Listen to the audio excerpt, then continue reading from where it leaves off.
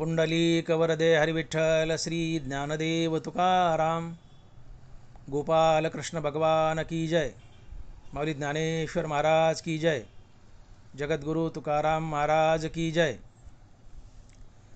आपुला तो एक देव करुणी घ्यावा, आपुला तो एक देव करुणी घ्यावा, तेने विन जीवा सुख नोहे। एरती माईके दुःखाची जनती, नाही आदी अंती अवसानी। अविनाश करी आपले ऐसे, लावी मना पिशे गोविंदाचे।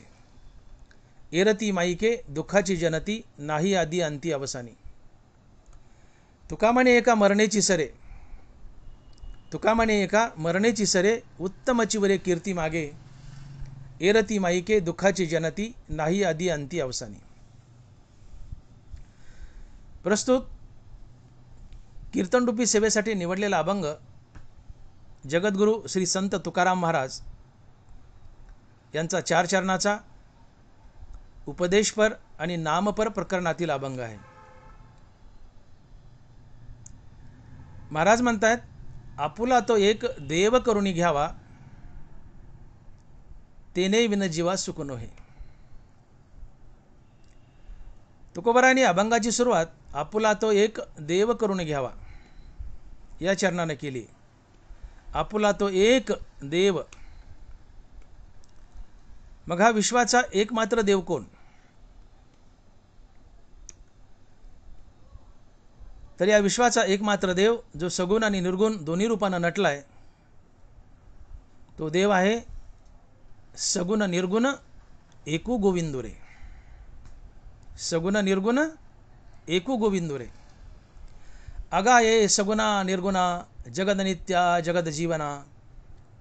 वसुदेव देवकी नंदना, बाळ रांगना बाळकृष्णा।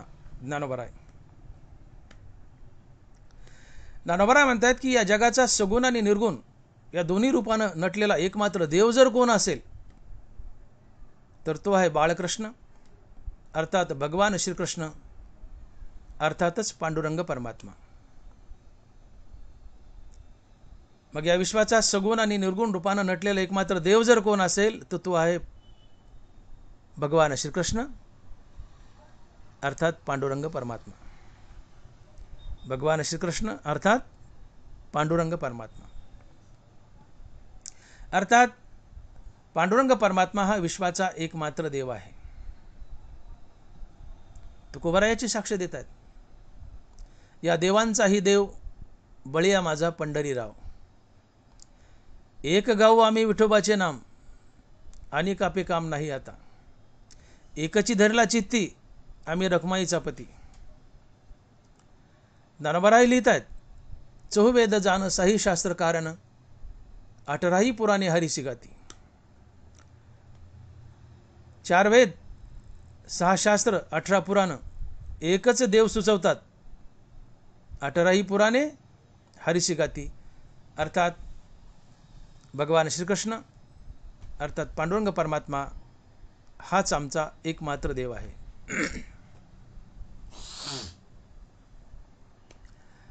हा पांडुरंग परमात्मा आपलासा करून घ्या, म्हणजे तुम्हाला सुखाची प्राप्ती होईल असं तुकोबाराय म्हणतात। अर्थात देव आपला करून घ्या म्हणजे तुम्हाला सुख लाभेल। आता देव आपलासा करून घेणं म्हणजे नेमकं काय? संसार आपला वाटतो, बायका मुलं आपली वाटतात, संपत्ती आपली वाटते, हा देह आपला वाटतो, तसा देवही आपला वाटावा, देवही आपला वाटावा, याला म्हणतात देव आपला करून घेणे। याच्याही पुढे जाऊन बोलायचं झालं तर संसार आणि बायका मुलावरचं प्रेम काढायचं आणि देवाला द्यायचं, याला म्हणतात देव आपला करून घेणं। हेची थोर भक्ती आवडते देवा, संकल्पावी माया संसाराची। तुकोबाराय पण हे किती लोकांना शक्य आहे? देव आपला करून घेणं म्हणजे काय? देवाची प्राप्ती करणं। सरळ सरळ अर्थ आहे। देव आपला करून घेणं म्हणजे देवाची प्राप्ती करणं, अर्थात संसार आणि बायका मुलावरचं प्रेम काढून देवाला देणं। म्हणजे देव आपला करून घेणं. पण हे किती लोकांना शक्य आहे की संसाराने बायका मुलावरचं प्रेम काढायचं आणि देवाला द्यायचं? कोट्यावधीमध्ये एखादा असतो की जो बायका मुलावरचं आणि संसाराचं प्रेम काढतो आणि देवाला देतो. कोट्यावधीत एखादा. मग देव आपलासा करून घेणं याच्यासाठी काही सोपी युक्ती आहे का? तर हो. साधारण जीवानं मुखानं देवाचं नाव घेणं म्हणजे देव आपलासा करून घेणं. तुम्ही आम्ही मुखानं देवाचं नाव घेणं म्हणजेच देव आपलासा करून घेणं. कारण देव आणि देवाच्या नावात अभेद असतो. नाम आणि नामी यांच्यात अभेद असतो. देव म्हणजे देवाचं नाव, कारण नाम आणि नामी यांच्यात अभेद असतो. मग तुम्ही मुखानं देवाचं नाव जरी घेतलं तरी देव आपलासा करून घेतला. तुम्ही बघा, ज्ञानोबा अभ्यासयोग सांगतायत, माऊली लिहितायत, मग जे जे का निमिख देखेल माझे सुख ती तुले अरोचक विषयी घेईल. जैसा शरद कालू रिगे आणि सरिता ओहटू लागे तैसे चित्त काढेल वेगे प्रपंचोनी. मग भोगातून निघता चित्त मजमाजी रिगता हळूहळू पंडूसुता मीची होईल. ज्ञानोबा अभ्यास युगामध्ये लिहितात या ओव्या, आणि माऊली सांगतायत की या मनाच्या सगळ्या सवयी वाईट आहेत, या मनाची एकच सवय चांगली आहे, आणि ती म्हणजे या मनाला जी वस्तू पुन्हा पुन्हा दाखवावी ते तिकडं जायला सोकतं. या मनाचे एक निके जे देखील या गुढीच्या ठाया सोके म्हणून अनुभव सुखची कौतुके दावीत जायचे. या मनाचे एक निके. या मनाच्या सगळ्या सवयी वाईट आहेत, याची एकच सवय चांगली की याला जी वस्तू पुन्हा पुन्हा दाखवावी ते तिकडे जायला सोकतं. मनाला तुम्ही रोज तमाशा दाखवा, हे तमाशाला जायला सोकल. मनाला रोज सिनेमा दाखवा, हे सिनेमाला जायला सोकल. मनाला रोज हरिनाम दाखवा, हे हरिनामालाही सोकेल. एवढीच एक त्याची चांगली सवय आहे. याला जी वस्तू पुन्हा पुन्हा दाखवावी तिकडे जायला सोकतं. मग याला रोज हरिनाम दाखवा नाही, हरिनामाला सोकेल. मनाला रोज हरिनाम दाखवलं आणि मन हरिनामाला रोज नित्यनेमानं घेऊ लागलं. हो, मनाला रोज हरिनाम दाखवा आणि मन रोज हरिनाम घेऊ लागलं की मनाला एक दिवशी कळेल की हरिनामातही गोडी आहे. मनाचा असा भास झालाय की या विषया वाचून काही अनेक सर्वता रम्य नाही, हा स्वभावाची पाही इंद्रियांचा. मनाचा असा समज झालाय की सुख आहे ते फक्त विषय भोगात आहे, या विषया वाचून काही अनेक सर्वता रम्य नाही. मनाचा असा समज झाला की विषयाशिवाय इतरत्र कुठं सुखच मिळत नाही. पण मनाला रोज रामनाम दाखवा, ते रोज रामनाम घ्यायला लागलं की त्याला कळतं की रामनामातही गोडी आहे, रामनामातही गोडी आहे. मग त्याला रामनामात गोडी दिसू लागली की ते रामनाम घ्यायला चटावतं आणि नित्यनाम घेतं, आणि मग त्याला विषय भोगाचा तिटकारा येतो. या मनाचे एक निके जे देखील या गुढीच्या ठाया सुके म्हणून अनुभव सुखची कौतुके जाई. मनाच्या सगळ्या सवय वाईट आहे, त्याची एकच सवय चांगली, याला जे दाखवावं पुन्हा पुन्हा दाखवा ते तिकडं जायला सोकतं. म्हणून याला नित्य हरिनाम दाखवा, सारखं हरिनाम घ्यायला हवा.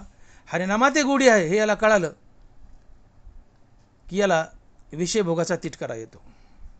मग जे जे का निमिक देखील माझे सुख ती तुले अरोचक विषय घेईल.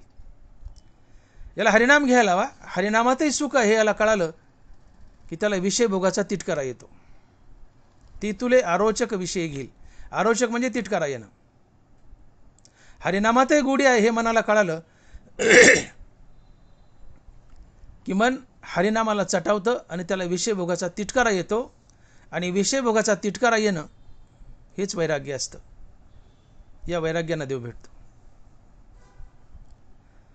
शरद ऋतू आला की नद्या आटू लागतात, तसं हरिनामातही गोडी आहे हे मनाला कळू लागलं की मन प्रपंचाला आटतं, आणि मन प्रपंचाला आटणं, मनाला विषयाचा तिटकारा येणं हेच वैराग्य असतं, आणि वैराग्यानं देव भेटतो. ते हे विषय वैराग्य जे आत्मलाभाचे भाग्य जेणे ब्रह्मानंदा योग्य जीव होती. वैराग्यानं देव भेटतो. आणि मग मनाला कळाले की हरिनामातही गोडी आहे, हरिनामातही गोडी आहे. हे मन प्रपंचाला आटतं, याला विषयाचा तिटकारा येतो. मग हेच मन, हेच चित्त प्रपंचातून काढता पाय घेतं आणि हळूहळू पांडुरंगात प्रवेश करतं आणि एक दिवस पांडुरंग स्वरूप बनतं.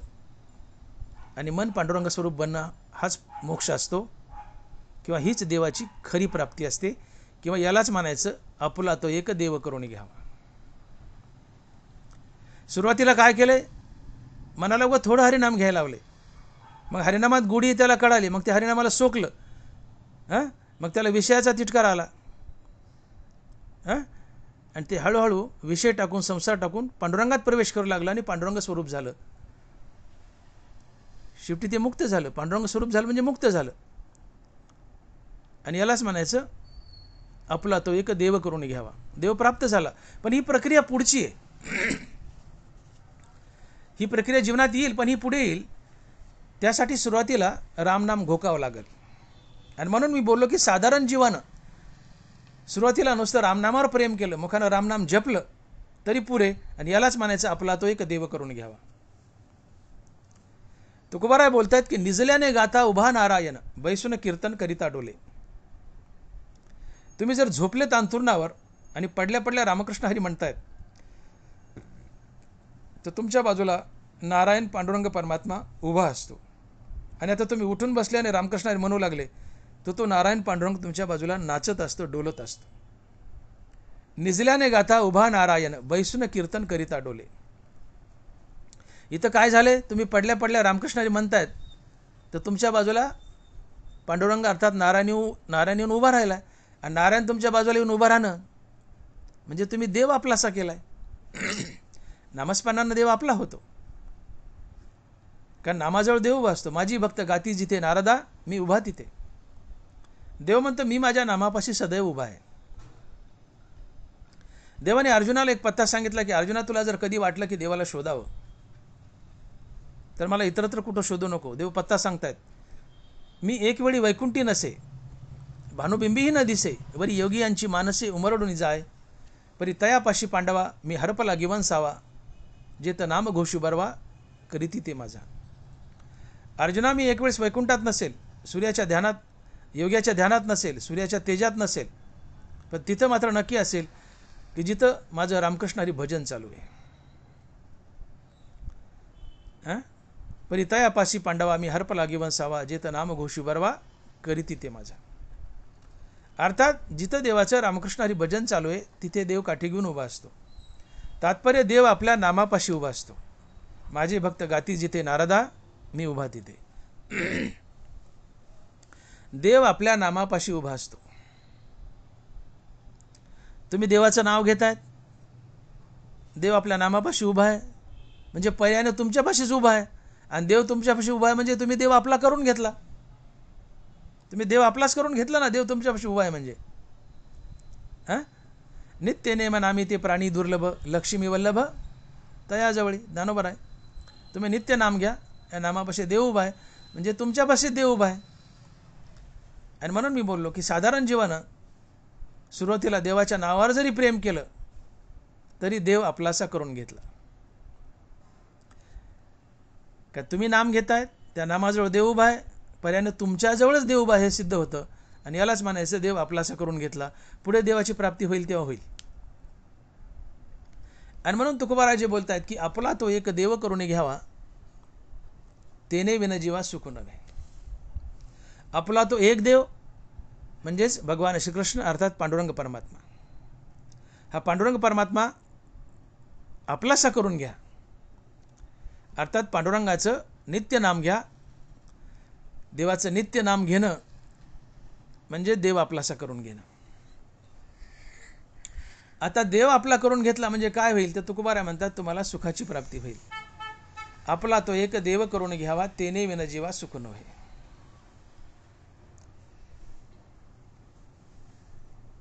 देव आपला करून घेणं म्हणजे मुखानं देवाचं नाव घेणं. मग देव आपला करून घेतला अर्थात मुखानं देवाचं नाव घेतलं तर तुम्हाला सुखाची प्राप्ती होईल. असं तुकोबाराय म्हणतात. मग इथं असा प्रश्न उभा राहतो की देव आपला करून घेणं अर्थात मुखानं देवाचं नाव घेणं आणि सुखाची प्राप्ती होणं याचा अर्थार्थी संबंध काय? देव आपलासा करून घेणं अर्थात मुखानं देवाचं नाव घेणं आणि सुखाची प्राप्ती होणं याचा अर्थार्थी संबंध काय? तर हा संबंध पाहण्यापूर्वी तत्पूर्वी सुख म्हणजे काय आणि सुख नेमकं नांदतं कुठं याच्यावर थोडासा प्रकाश टाकावा लागेल आणि मग या प्रश्नाचं उत्तर देऊ. तर सुख नेमकं नांदतं कुठं? तर सुखाची जागा एक आणि सुखाचं स्वरूप एक आणि ते आहे आत्मस्वरूप. सुख नांदतं ते फक्त आत्मस्वरूपात आणि आत्मस्वरूप पांडुरंग आहे. या जगतात सुख फक्त आत्मस्वरूपात नांदतं. फक्त आत्मस्वरूप सुखरूप आहे, बाकी उरलेलं जगत दुःखरूप आहे. फक्त आत्मस्वरूप सुखरूप आहे, उरलेलं जगत दुःखरूप आहे.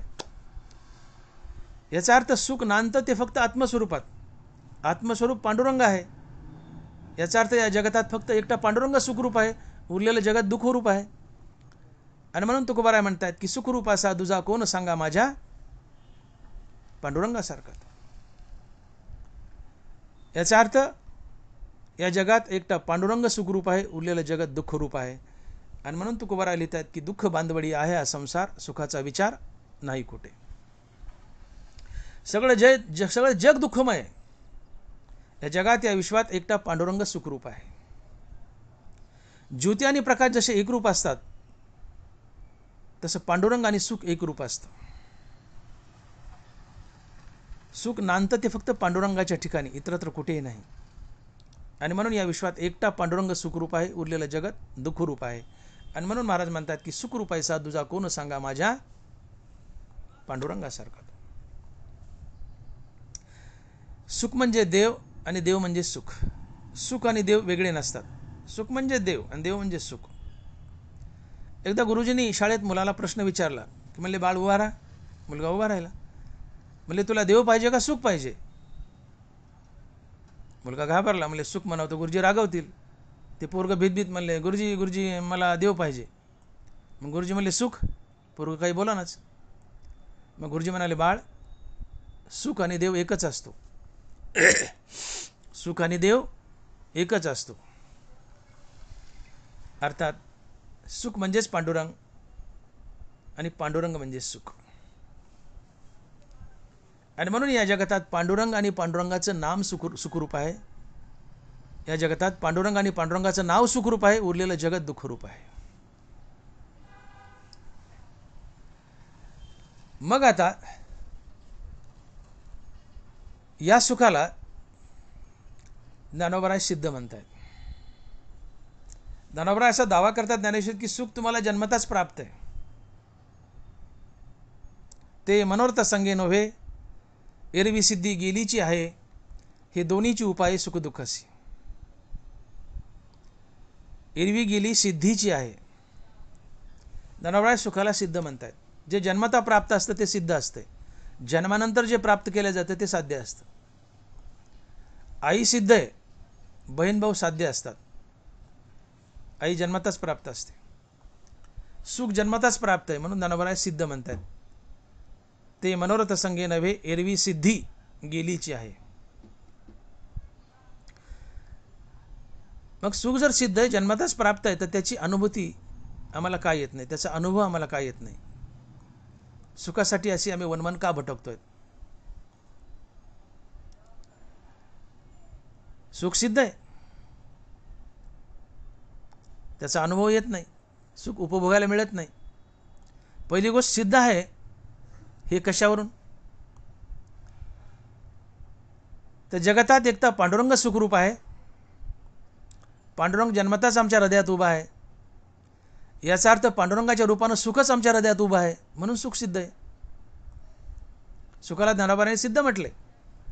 जे जन्मता प्राप्त आहे ते सिद्ध आहे. मग सुख सिद्ध आहे कशावरून? तर एकटा पांडुरंग सुखरूप आहे आणि पांडुरंग जन्मताच आमच्या हृदयात उभा आहे. याचा अर्थ पांडुरंगाच्या रूपानं सुखच आमच्या हृदयात उभा आहे. म्हणून ज्ञानोबा सुखाला सिद्ध म्हणतात. तैसा हृदया माझी मी रामू, असता सर्व सुखाचा आराम. राम हृदयात जन्मताच उभा आहे आणि एकटा राम सुखरूप आहे. याचा अर्थ रामाच्या रूपानं सुखच आमच्या हृदयात उभं आहे आणि म्हणून सुखाला ज्ञानोबा सिद्ध म्हणतात. आणि ज्ञानोबा असा दावा करतात की तुम्हाला जन्मताच प्रत्येकाला सुख प्राप्त आहे. ते सिद्ध आहे, हे आपण सिद्ध केलंय. आणि मग सुख जर जन्मताच प्राप्त आहे तर त्याचा अनुभव का येत नाही? मी प्रश्न उभा केला होता की सुख सिद्ध आहे कशावरून आपण पाहिलं. मग सुख सिद्ध आहे तर त्याचा अनुभव का येत नाही? ते आम्हाला उपभोगता का येत नाही? तर याचं कारण आम्ही देवाचं नाव घेत नाहीत.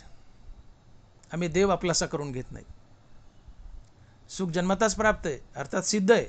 सुख सिद्ध असूनही, जन्मताच आमच्या हृदयात असूनही आम्हाला या सुखाचा उपभोग घेता येत नाही. याचं कारण आम्ही देव आपलासा करून घेत नाहीत, अर्थात आम्ही देवाचं नाव घेत नाहीत. म्हणून जन्मताच प्राप्त असलेलं सुख आम्हाला उपभोगता येत नाही.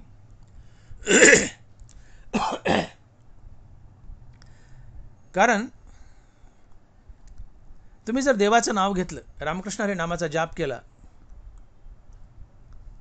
राम राम नामाचा जाप केला, तर या रामनामामुळे तुमचं मन अंतर्मुख बनतं. अंतर्मुख झालेलं मन हृदयस्थ रामप्रभूला जाऊन भेटतं. मन आणि हृदयस्थ राम यांच्या भेटीतून मनाला स्थिरता लाभते आणि मनाच्या या स्थिरतेतून येणारा अनुभव हे सुख असतं. आणि म्हणून ज्ञानोबा सुख आणि दुःखाची व्याख्या करतात ज्ञानेश्वरीत. किंबहुना सोये जीव आत्मयाची लाहे, ते तजे होय तया नाव सुख. आणि ऐशी अवस्था न जुडिता पार्था, जिजे ते सर्वता दुःख जाणं.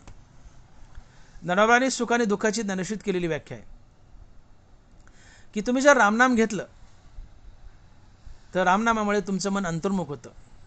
अंतर्मुख झालेलं मन हृदयस्थ रामाला जाऊन भेटतं.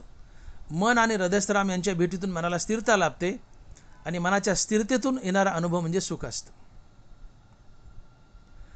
आणि जो मनुष्य देवाचं नाव घेत नाही त्याचं मन सतत बहिर्मुख धावत असतं.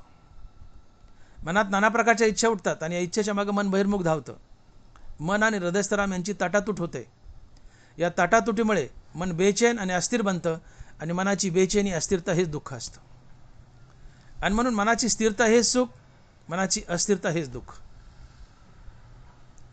तुम्ही रामनाम घ्या, या रामनामामुळे मन अंतर्मुख होतं. अंतर्मुख झालेलं मन हृदयस्थ रामाला जाऊन भेटतं. मन आणि हृदयस्थ राम यांच्या भेटीतून मनाला स्थिरता लाभते आणि मनाच्या स्थिरतेतून येणारा अनुभव हे सुख असतं. आणि म्हणून मनाची स्थिरता हेच सुख, मनाची शांती हेच सुख. आणि म्हणून तुकोबाराय बोलतात की शांती परते नाही सुख, इर अवघेची दुःख. अर्थात मनाची शांती, मनाची स्थिरता हेच सुख. मनाची शांती, मनाची स्थिरता हेच सुख आणि मनाची अस्थिरता, मनाची बेचैनी हे दुःख. मग आमचं मन स्थिर नाही आहे, आमचं मन शांत नाही आहे, म्हणून आम्ही दुःखी आहोत. आम्हाला सुखाचा अनुभव काय येत नाही. सुख जन्मता प्राप्त आहे. हो, एरवी सिद्धी गेलीची आहे. ज्ञानोबा म्हणतात सुख जन्मताच प्राप्त आहे, ते हृदयात बंद आहे. मग बंद असून त्याचा अनुभव, त्याचा उपभोग का घेता येत नाही? तर तो यामुळे घेता येत नाही की तुम्ही जोपर्यंत देवाचं नाव घेऊन मनाला या हृदयस्थ रामापर्यंत नेऊन पोहोचतं करत नाहीत तोपर्यंत मन स्थिर होत नाही. आणि जोपर्यंत मन स्थिर होत नाही तोपर्यंत तुम्हाला सुखाचा अनुभव येत नाही. कारण मनाची स्थिरता हे सुख असतं. आणि म्हणून सुख जन्मताच प्राप्त असूनही ते आम्हाला उपभोगता येत नाही.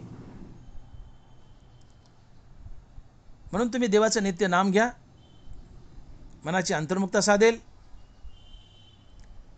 मन हृदयस्थ रामप्रभूला जाऊन भेटेल, मन आणि हृदयस्थ राम यांच्या भेटीतून मनाला स्थिरता लाभेल, मनाला स्थिरता लाभेल. आणि मनाची स्थिरता हेच सुख असतं. मनाची स्थिरता हेच सुख असते. मग तुम्हाला जर कायमचं सुख हवं असेल, तुम्हाला जर कायमचं सुख हवं असेल तर तुम्हाला तुमचं मन कायमचं अंतर्मुख करावं लागेल. ते कायमचं अंतर्मुख झालं की ते कायमचं हृदयस्थ रामाला भेटेल, ते कायमचं स्थिरावेल. आणि कायमचं स्थिरावलं की तुम्हाला सुखाचा कायम अनुभव येईल. कारण मनाची स्थिरता हे सुख असते. मग मनाला कायमचं अंतर्मुख करून स्थिर करण्यासाठी आणि सुखाचा अनुभव घेण्यासाठी त्याला एकच उपाय आहे आणि तो म्हणजे देव आपलासा करून घेणे किंवा मुखानं देवाचं सातत्यानं नाव घेणे. आणि म्हणून तुकोबाराय अभंगाच्या पहिल्या चरणात म्हणतायत की आपुला तो एक देव करून घ्यावा तेने विना जीवा सुख नव्हे. आपुला तो एक देव करून घ्यावा तेने विना जीवा सुख नव्हे. तुम्हाला कायमचं सुख हवंय तर तुम्हाला कायम देवाचं नाव घ्यावं लागेल. कायम देवाचं नाव घ्याल तर मन कायमचं अंतर्मुख होईल. कायमचं अंतर्मुख झालं तर ते कायमचं हृदयस्थ रामप्रभूला जाऊन भेटेल आणि मन आणि हृदयस्थ राम यांच्या भेटीतून मनाला स्थिरता लाभेल. आणि मनाची स्थिरता हे सुख असते. आणि म्हणून तुम्हाला कायमचं सुख हवं असेल तर तुम्ही देव आपलासा करून घ्या, अर्थात मुखानं देवाचं नाव घ्या. तुम्हाला सुखाची प्राप्ती होईल. तुकोबराय अभंगाच्या पहिल्या चरणात सांगतायत आपुला तो एक देव करून घ्यावा तेने विना जीवा सुख नव्हे. कारण मनाची स्थिरता हे सुख आहे. एका कवीनं म्हटलंय, मला सांगा सुख म्हणजे नक्की काय असतंय, काय पुण्य केलं म्हणजे घर बसल्या ते मिळतंय. मला सांगा सुख म्हणजे नक्की काय असतंय, काय पुण्य केलं म्हणजे घर बसल्या ते मिळतंय. मला सांगा, मला सांगा.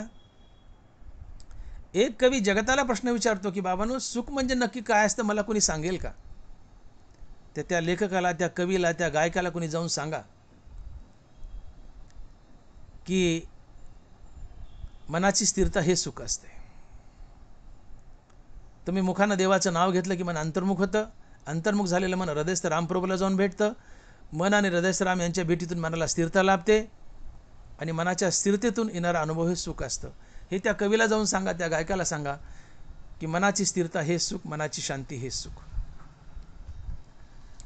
मग मनाची स्थिरता आणि मनाची शांती हे जर सुख असेल तर मनाची स्थिरता आणि मनाची शांती केवळ हरिनामाने लाभते. कारण हरिनामानं मन अंतर्मुख होतं. अंतर्मुख झालं की हृदयस्थ रामाला भेटतं. मन आणि हृदयस्थ राम यांच्या भेटीतून मनाला स्थिरता लाभते आणि मनाची स्थिरता हे सुख असते. मग आम्हाला सुख का मिळत नाही? जन्मताच प्राप्त असू नये तर आम्ही देवाचं नाव घेत नाही आणि म्हणून आम्ही सुखाला मागतो. तुम्ही नित्य देवाचं नाव घ्या. तुकोबराय म्हणतात देव आपलासा करून घ्या. देव आपलासा करून घ्या म्हणजे देवाचं नाव घ्या. देवाचं नाव घेतलं, मी जी प्रक्रिया बोललो त्यांनी तुम्हाला सुख लाभेल, तुम्ही सुखी व्हाल. देवाचं नाव घ्या, तुम्ही सुखी व्हाल. देवाच्या नावानं तुम्हाला स्थिरता लाभेल. मनाची स्थिरता हे सुख असते. मग गंमत अशी आहे, सुख जन्मताच प्राप्त असून आम्हाला सुखाचा अनुभव येत नाही. याचं पहिलं कारण आपण पाहिलं की आम्ही देवाचं नाव घेत नाहीत, म्हणून जन्मता सुख प्राप्त असूनही आम्हाला सुखाचा अनुभव येत नाही. हे एक कारण.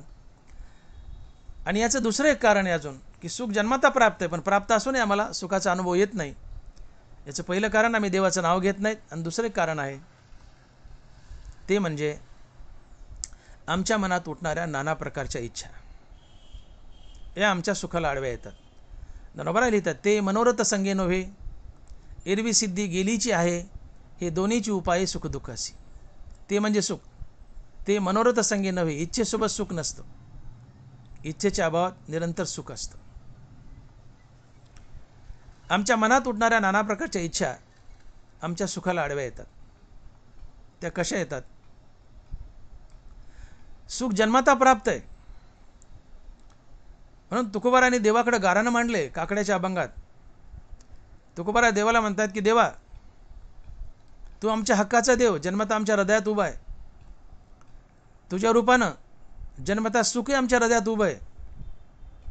आमचा देव, आमचं सुख आमचं असून आम्हाला त्याचा उपभोग का घेता येत नाही? देवा, तू असं सुखाच्या बाबतीत आम्हाला सासुरवासी का केलंयस? कागा सासुरवासी मज केले भगवंता, आपुल्या सत्ता स्वाधीनता ते नाही. देवा, तू आम्हाला असं सुखाच्या बाबतीत सासुरवासी का केलंय? तू आमच्या हक्काचा देव, आमच्या हृदयात उभा आहेस जन्मताच. तुझ्या रूपानं सुख आहे आमच्या हृदयात उभं आहे जन्मताच. मग आमचा देव, आमचं सुख आमचं असून आम्हाला उपभोगता का येत नाही? देवा, तू सुखाच्या बाबतीत आम्हाला असं सासुरवासी का केलंय? कागा सासुरवासी मज केले भगवंता, आपुलिया सत्ता स्वाधीनता ते नाही. तुम्हाला सासुरवास शब्दाचा अर्थ माहिती आहे का? सासुरवाशी कुणाला म्हणायचं? आपण सहसा सासुरवासी सुनेला म्हणतो. का बरं?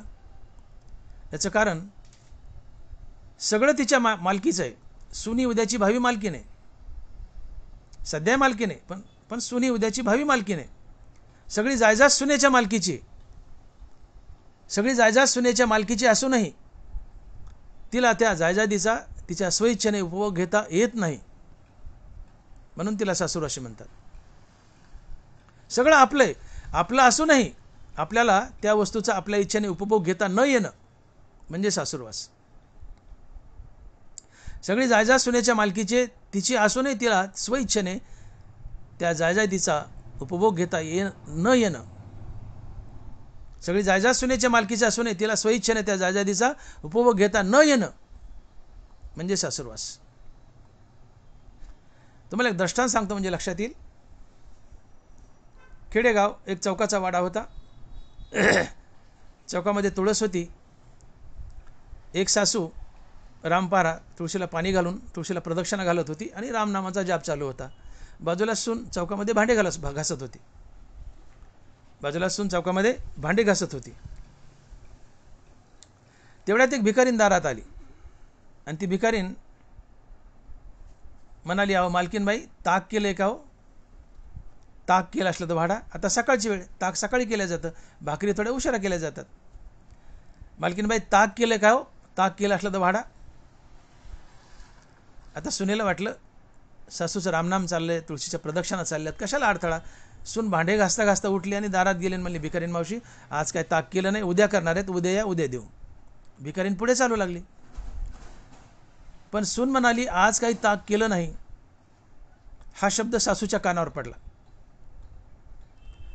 सासूनी रामनामही सोडलं, तुळशीच्या प्रदक्षिणाही सोडल्या आणि धावत पुन्हा दारात आली आणि म्हणली, ए भिकारीन, माघारी ये.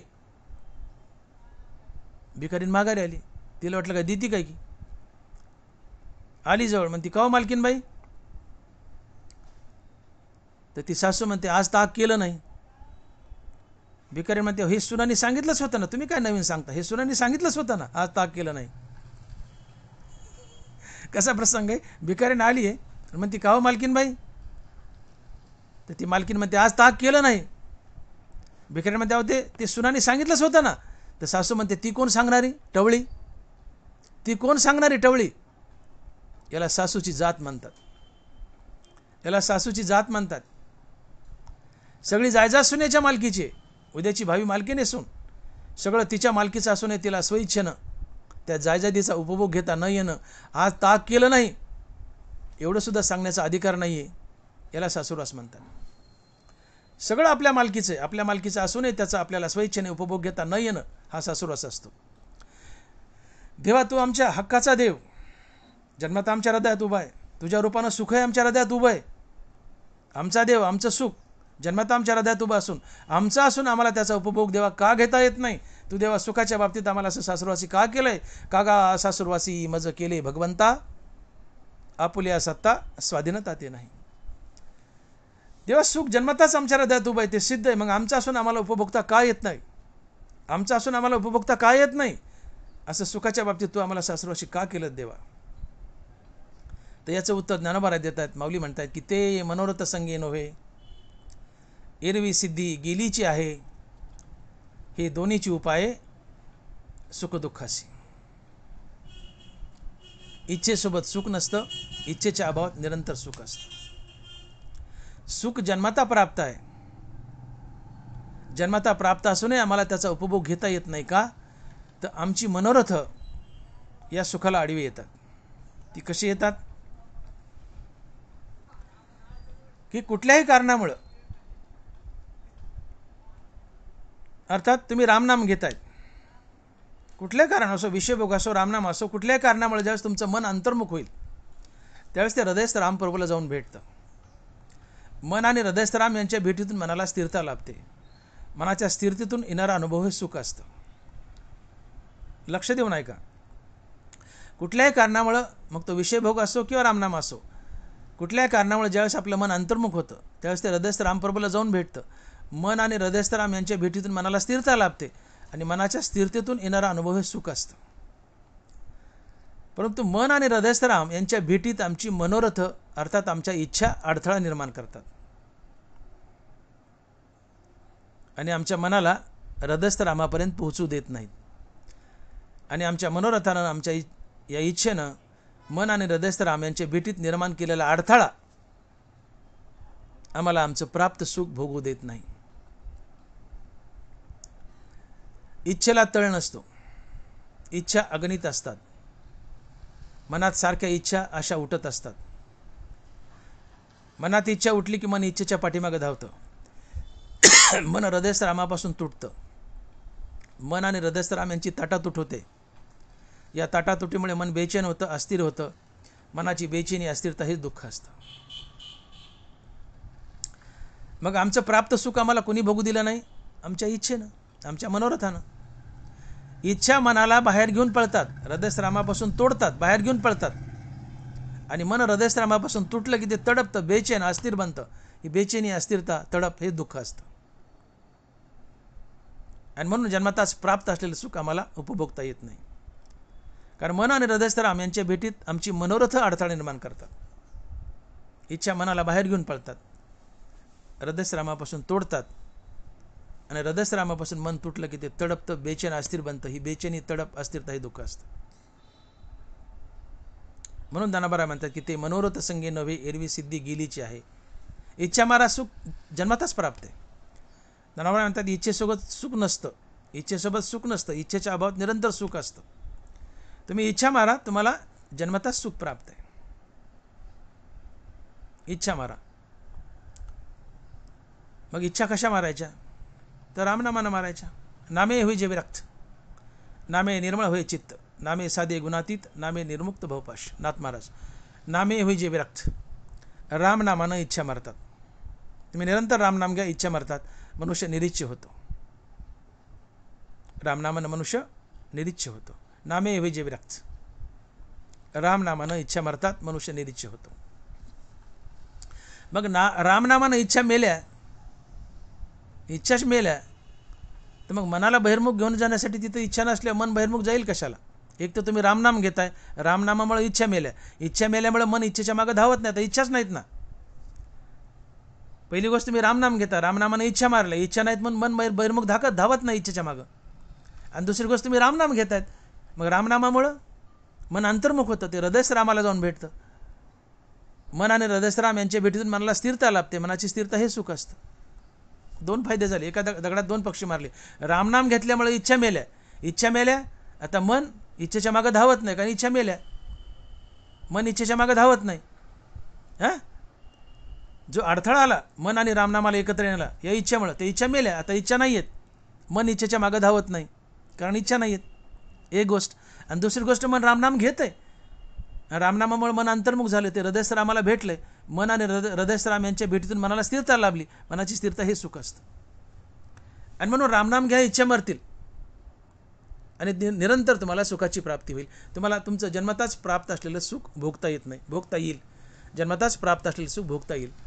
आणि म्हणून आपण दोन गोष्टी पाहिल्या की जन्मताच सुख प्राप्त आहे, तरी आम्हाला त्याचा उपभोग का घेता येत नाही?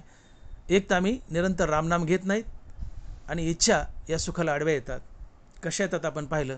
म्हणून रामनाम घ्या, इच्छा मरतील.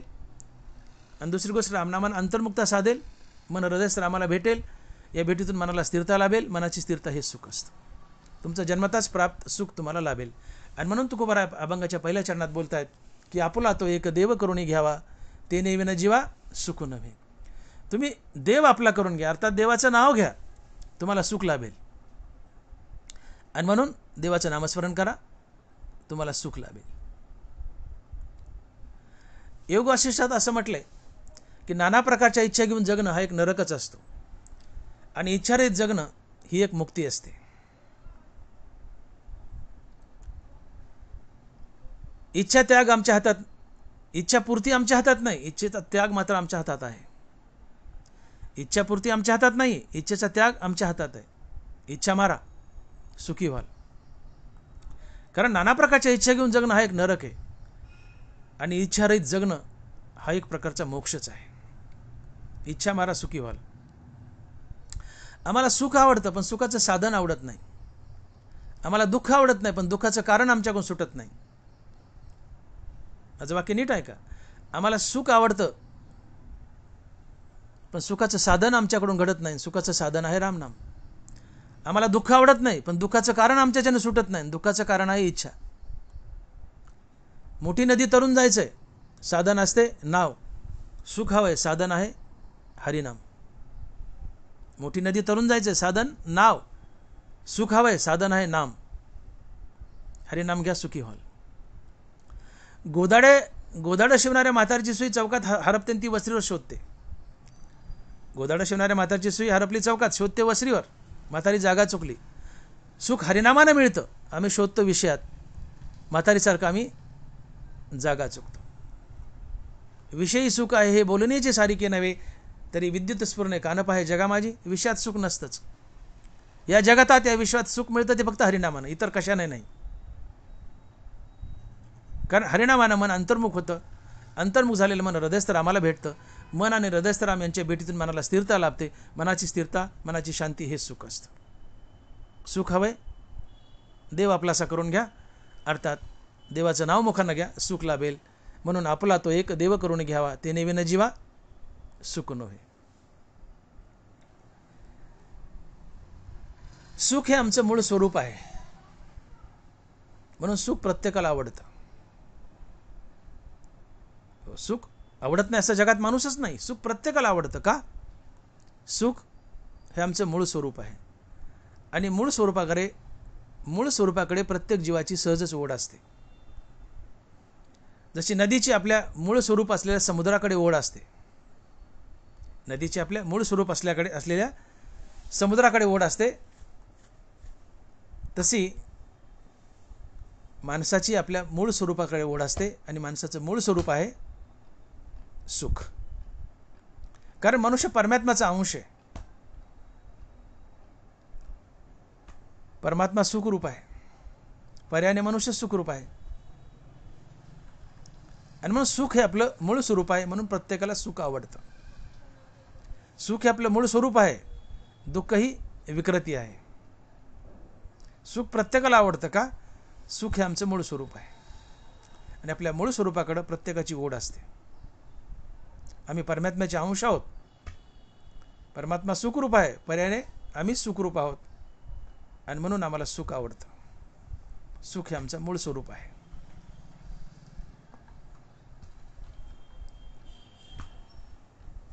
परंतु हे सुख मिळतं हरिनामानं. सुख आमचं मूळ स्वरूप आहे. सुख प्रत्येकाला आवडतं. सुखासाठी प्रत्येकजण धावतोय, तरी सुख मिळत नाही. का? आम्ही हरिनाम घेत नाही.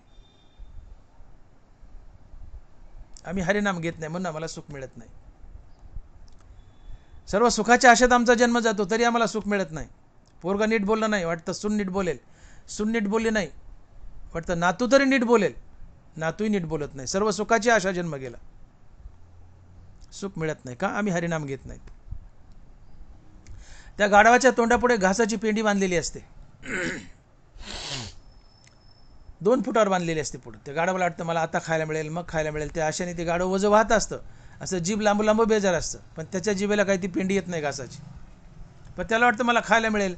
ते जीभ लांबतं 2 फुटावर बांधली त्याच्या तोंडापुढं, पण त्याला गवत खायला मिळत नाही. मिळेल आशाने ते वजं वाहतं. तसं आम्हीही सुख मिळेल या आशाने संसार करतो. त्या गाढवाला घासाची पेंडी खायला मिळत नाही, आम्हालाही संसारात सुख मिळत नाही. ती पेंडी 2 फुटावर बांधली ना, कशी त्याच्या जिभेला येईल? आम्ही हरिनाम घेत नाहीत ना, संसारात आम्हाला कसं सुख मिळेल? आणि म्हणून गाढवाच्या पूर्ण बांधलेली घासाची पेंडी 2 फुटावर बांधली, ती खायला मिळेल या आशेने गाढव वजं वाहतं. आम्हालाही सुख मिळेल या आशेने आम्ही संसार करतो, परंतु आम्हाला सुख मिळत नाही. का? तर आम्ही हरिनाम घेत नाहीत. सातत्यानं हरिनाम घ्या, सुखी व्हाल. जोपर्यंत मीठ समुद्रात पडू नये तोपर्यंत सुखी असतं. तेच मीठ समुद्रातून बाहेर काढा, त्याला उकळत्या भाजीत पडावं लागतं. त्याला दुःखाचे चटके सहन करावे लागतात. तसं तुम्ही जोपर्यंत हरिनामात बुडून आहे सुखी आहात, हरिनामातून बाहेर निघले तुम्हाला दुःखाचे चटके सहन करावे लागतात, संसाराचे चटके सहन करावे लागतात. हरिनाम घ्या, सुखी व्हाल.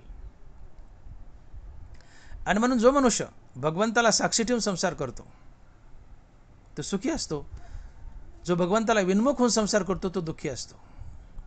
ज्ञानोबा लिहितात, हे असो स्वातीचे उदक शुक्ती मोती व्याळे विख, तैसा सज्ञानासी मी सुख दुःख ते अज्ञानासी. भगवंताला केंद्रस्थानी ठेवून संसार करा, तुमच्या जीवाचं सोनं होईल. आणि भगवंताला केंद्रस्थानी ठेवणार नाहीत, तुमच्या जीवाचं मात्र होईल. भगवंताला केंद्रस्थानी ठेवणं म्हणजे भगवंताचं मुखानं नामस्मरण करणं. भगवंताचं नामस्मरण करा, सुखी व्हाल. भगवंताचं नामस्मरण करणार नाहीत, दुःखी व्हाल. कारण या जगतात सुख मिळतं ते फक्त हरिनामानं. कारण हरिनाम हे स्वतः सुखरूप आहे. तुकोबाराय बोलले की देह सादर पाहावा निश्चित, सर्व सुख हे नाम आहे. नाम हे सुखरूप आहे. नामाने अंतर्मुक्ता साधते, मन आणि हृदयस्राम यांची भेट होते. या भेटीतून मनाला स्थिरता लाभते आणि मनाच्या स्थिरतेतून येणारा अनुभव हे सुख असतं. हे एक सुखाचं कारण. आणि नाम हे स्वतःच सुखरूप आहे, हे सुखाचं दुसरं कारण.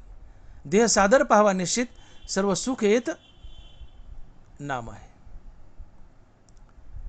आणि म्हणून सतत हरिनामात बुडून राहा.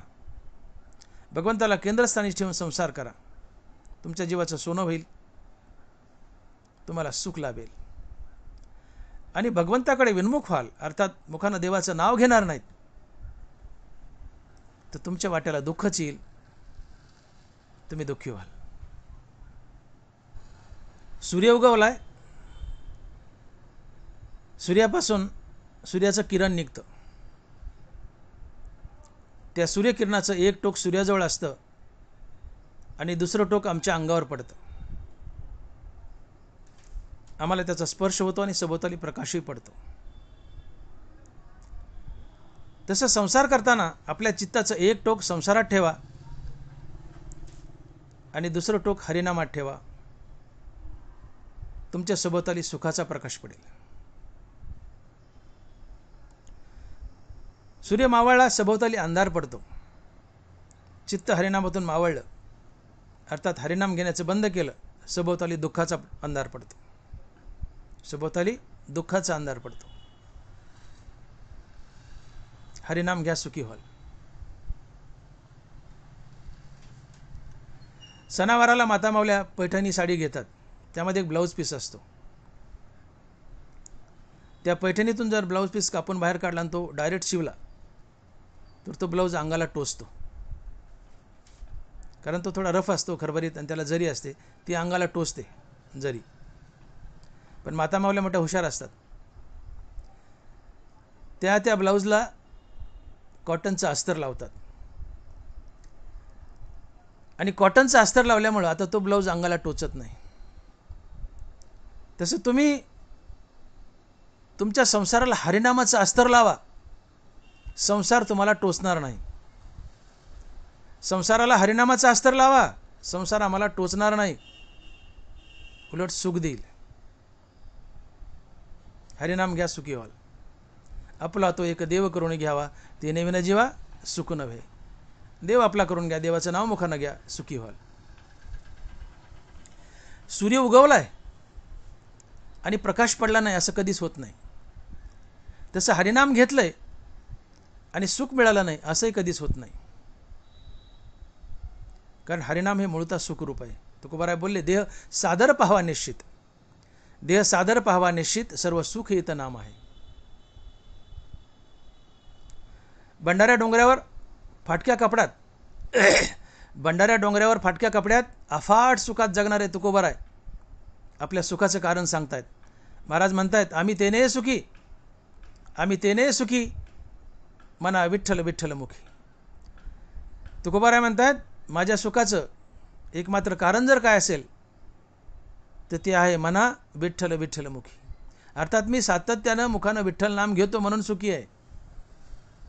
राम नाम घ्या, विठ्ठल नाम घ्या, सुखी व्हाल. आणि म्हणून तुम्ही बघा, महात्मे जे असतात ते बाहेर जगतात सुख शोधत नाहीत, ते हृदयात सुख शोधतात. बाह्याची भाष नेनिजेची निशेष, अंतरी सुख एकाथी. ज्ञानोबा आहे. बाह्याची भाष नेनिजेची निशेष, अंतरी सुख एकाथी. सुख अंतकरणात आहे. म्हणून महात्मा बाह्य जगतात सुख शोधत नाही, तो अंतकरणात सुख शोधतो. कारण सुखरूप राम हृदयात आहे. रामनाम घेऊन मन त्या हृदयस्थ रामापर्यंत पोहोचतं करा. रामनामानं मन अंतर्मुख झालं. मन आणि हृदयस्थ राम यांची भेट, या भेटीतून मनाला स्थिरता, आणि मनाची स्थिरता हे सुख. महात्मा साधू संत सुख अंतकरणात शोधतात, हृदयात शोधतात, बाहेर नाही. सुख फक्त हृदयात आहे. कारण सुखरूप राम हृदयात उभा आहे. बाहेर सुख नाही. सुख आत शोधा, जगतात बाहेर शोधू नका. आणि म्हणून ज्ञानोबा बोलतात की वार्षे वेन सागरू, जैसा जळे नित्य निर्भरू, तैसा निरुपचारी संतोषी जो. 10 वर्ष दुष्काळ पडू द्या, समुद्राचं फुटभरे पाणी कमी होत नाही. 10 वर्ष अतिवृष्टी होऊ द्या, समुद्राचं फुटभरे पाणी वाढत नाही. 10 वर्ष अतिवृष्टी होऊ द्या, समुद्राचं फुटभरे पाणी वाढत नाही. समुद्र जसा नद्याच्या पाण्याची मदत न घेता आपल्या परीनं तुडुंबाने तृप्त असतो. समुद्र जसा नद्याच्या पाण्याची मदत न घेता तुडुंबाने तृप्त असतो, तसा महात्मा बाह्य साधनाची, धन दौलत, बायका मुलं, कुठल्याही गोष्टीची मदत न घेता केवळ आणि केवळ एका हरिनामावर तुडुंब तृप्त आणि आनंदी असतो. वार्षी वेन सागरू, जैसा जळे नित्य निर्भरू, तैसा निरुपचारी संतोषी जो.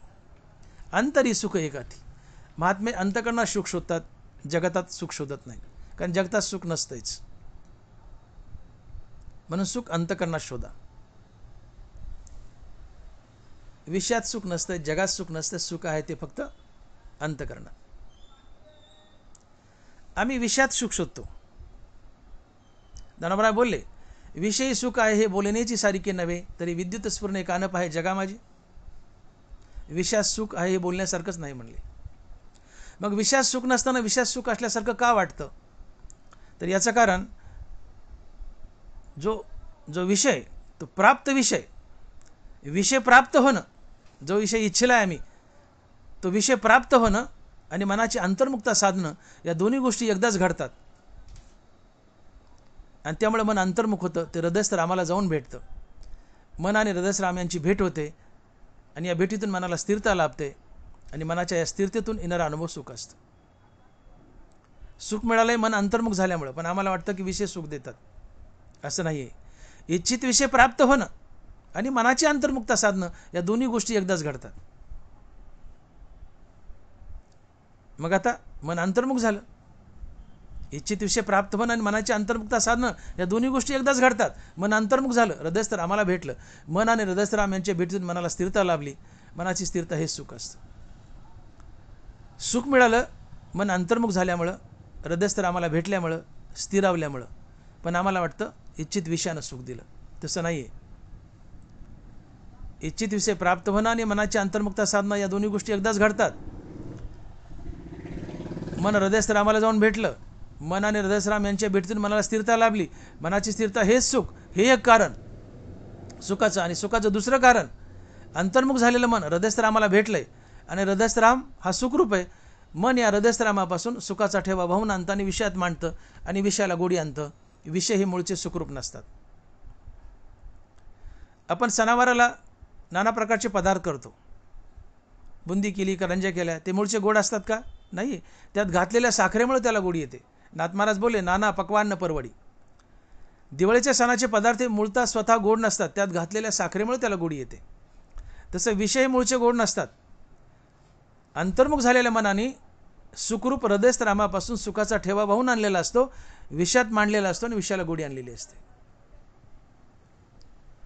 आणि म्हणून बघा, बाहेर एक इलेक्ट्रिक डीपी आहे, घरात बल्ब आहे, वायर आहे, हे सगळे एकमेकाला कनेक्टेड आहेत.